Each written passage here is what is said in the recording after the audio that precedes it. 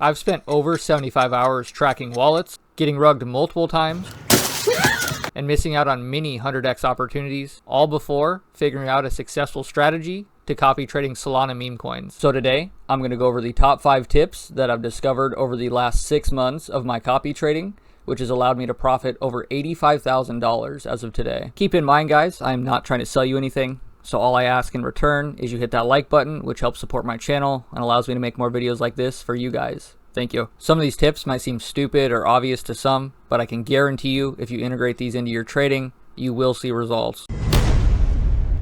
Tip number 5, stay away from the whales. We copy real traders. More often than not, if you're copy trading from a whale or somebody well known within the space, you're going to be getting farmed. What's farming?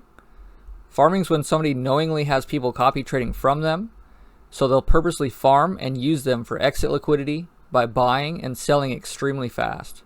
These are the type of traders that we want to avoid. So this is why I like to dive deep into the trader's analytics and stats of their previous trade history, which when done correctly has a much higher profitability than finding a random whale or influencer and blindly copying their trades. Tip number 4, have a strategy. Don't just trade. If you try to hop in this market without a plan, you're most likely going to get wrecked.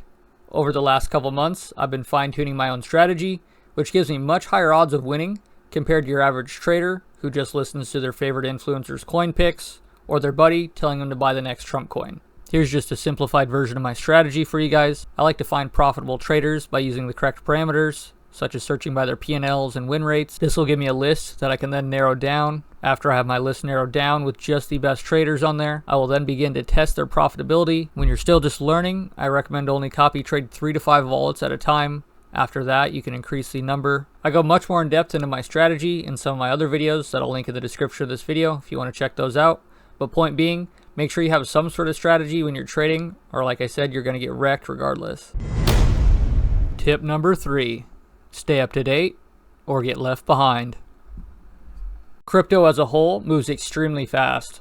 Those who stay up to date on the current trends and tools are going to have a much higher chance of hitting that life-changing money that you always hear about. So here I am on TradeWiz AI, which I commonly use to find profitable traders and wallets. But like I was saying, I can also use this to spot trends among these profitable traders. So for example, let's click on one of these. And what we're after here is the activity to see the coins that they've been recently trading. We can use these to see narratives or trends emerging, and then could potentially use this as an advantage moving forward.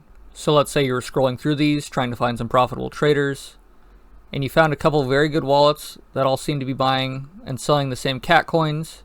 You could potentially deduce that these guys have some knowledge of the current narrative, and you could potentially copy trade these guys moving forward.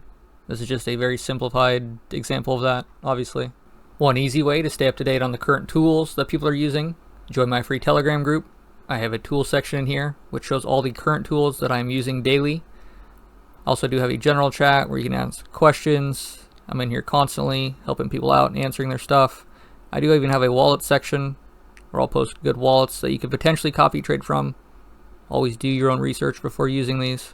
You don't necessarily have to be the very first one in a new tool or trend, but as long as you stay up to date in the current niche, then you'll see things emerging which you can use to your advantage way before all the normies hop in and make a lot of money. Tip number 2, losses are normal. Learn from them. So losses are not only normal, but to be expected when you first start trading.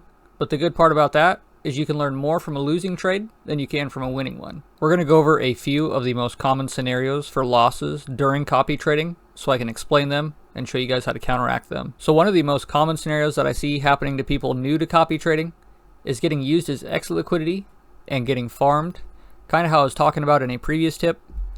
To prevent this, we need to use tools such as SolSqueezer and D-Edge to track their average trade durations. We want to kick out any wallets that trade extremely quickly, such as under 60 seconds, and only copy from wallets that have trade durations of an hour or longer. So another common thing that I see all the time is people's transactions not going through due to slippage, and them asking if they should increase it or not. So you can increase your slippage, but it does increase your potential fees associated with that trade. So it really depends on the amount of capital that we're trading with and the types of traders that we're copying from. So for example, if we're copying from a trader that buys extremely low market cap coins, that's when you're going to be running into the slippage issue. So depending on the amount of capital, we can either increase our slippage to say 40 or 50% and still copy these traders, or we can potentially look for different traders that do not buy such low market cap coins to copy from. So this is another thing that I see commonly. I had a winning trade, but I didn't make money. What happened? So if you trade with extremely low amounts of capital, you do run the risk of your profits getting eaten by fees associated with that trade. So for example, if you put in say like $7 of Solana and you're copying somebody who made 3 buys and 3 sells, that right there could be your $7 in fees.